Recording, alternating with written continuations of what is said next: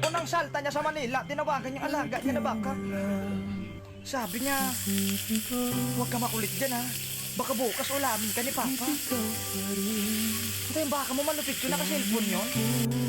Pare, hindi naka-cellphone yun, naka-pisonet yun. Ayun o.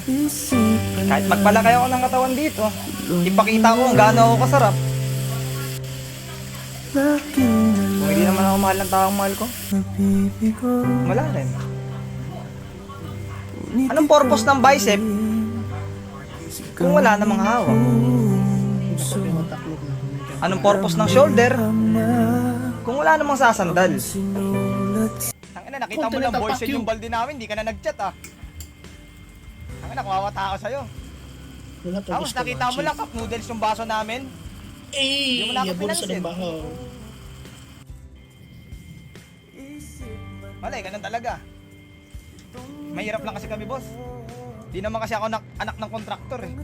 Ano, nag-uusap pa ba? Hindi na, no? Hindi na? Bakit hindi na? Kasi 2026 na. Ikaw, for character development ka lang naman, tangina, ginaganapan mo masyado.